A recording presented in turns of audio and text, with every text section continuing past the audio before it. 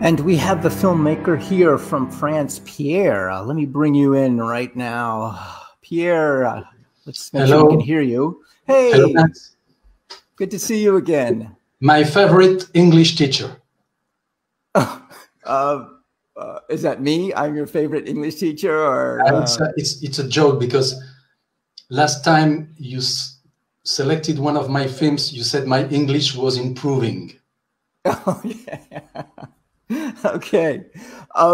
You are the most prolific short film maker that I know. I think once a year you send me something at least?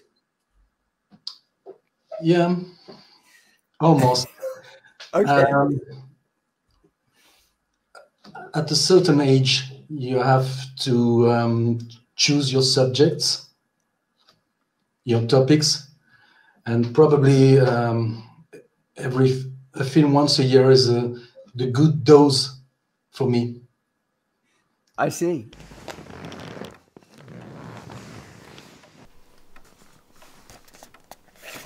So where did Canvas of the Dragonflies come from? Where did you?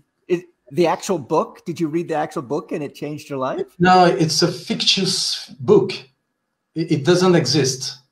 Okay. I made it. Right. I made it with myself. It's a false cover, false pages, and I've always had a fascination for losers. Not losers, but really not losers, but people who are losing, which is not the same thing. Because when you are winning, you can only decline.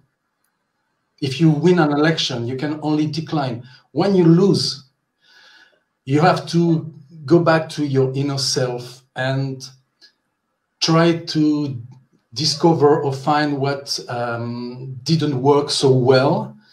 And I have noticed that most of the times winners are boring. And losers, they are more sharing their secrets. They understand, okay, I have lost an election, I have lost my job, I have lost my love, but here is the way for me to climb again. And to be honest with you, Banks, 20 years ago in France, I was really fascinated by Al Gore's acceptance speech. When after 3 months of turmoil in the USA and in Florida, he took the decision to, okay, it's over. I lost this election. He could have gone. And I was almost in tears, not on a political point of view. Of course, on a political point of view too. But I thought it was really gracious. And I love in French politics or in arts when people say, okay, my record is not so good, my painting is not so good. I think that was the fuel for that film.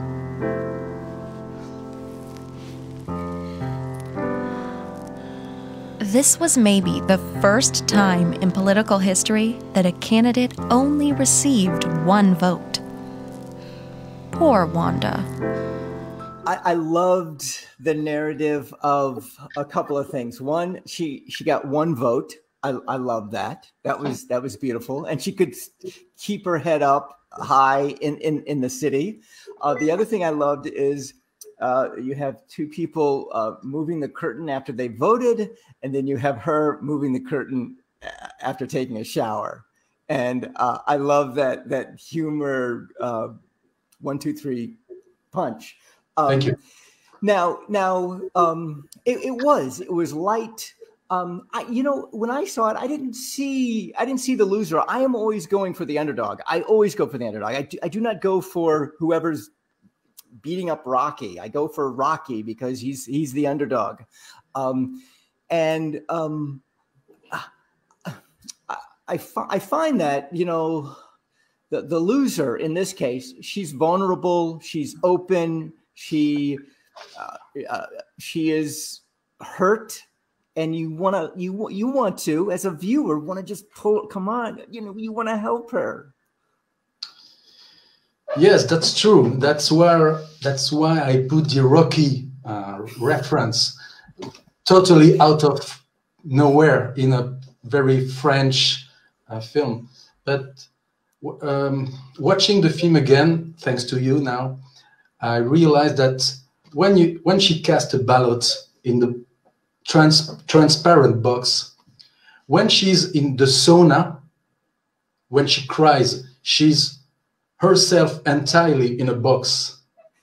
She has become a ballot herself.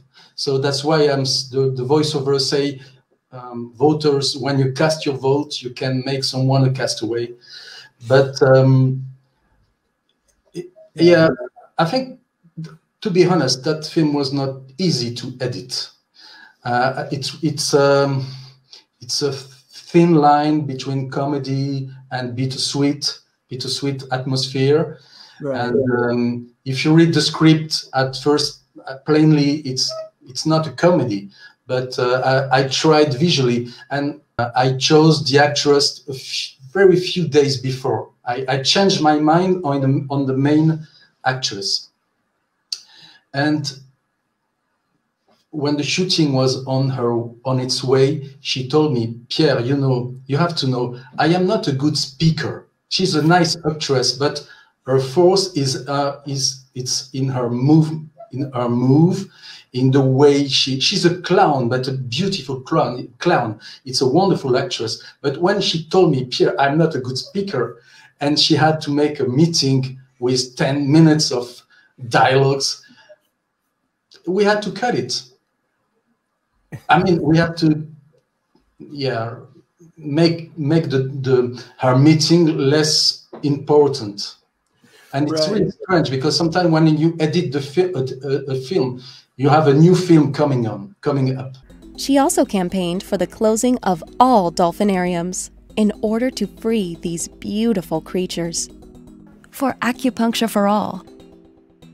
So where does Canvas of the Dragonflies goes from here? Where does it go from here? Are you sending it out to other festivals? Or are you what are you doing with it? It was the world premiere. Oh, tonight. Wonderful. Yeah. And there is one vote and there is one festival. The French version will come after the English version. We are still working on the French version. So yes, we have submitted it to 3 or 4 festivals in the US of A and outside, but we don't have the answer yet. So really, I'm like the character. What will be the outcome of the film? Right. I love how you made this film about a loser, or a person who loses. Not she's not an actual loser. I love that, Pierre. Continue to create. Thank you so much for the 3-4 films that you've sent to me, and I hope you continue to be prolific, because I love sharing your gems to the watchers and the listeners. Sorry, Banks, was it in the second film that you screamed tonight that there was that phrase, my eyes are much too big for my stomach? Yes, that was in the Sugar Mountain film, and he was talking about his house was much bigger. Yeah, I remember. It's a good metaphor for a canvas of dragonflies too. Okay. She's a dreamer, and she has to adapt to reality. So it was nice to share Canvas with you and your audience. Well, thank you, Pierre, and we will see you next time. All right. Goodbye. Bye-bye. Au revoir. Pierre Gaffié from France, Canvas of the Dragonflies. Pierre's work, or his plays, have been part of my film festival for the last 4 years, to be exact. Keep on throwing them out here.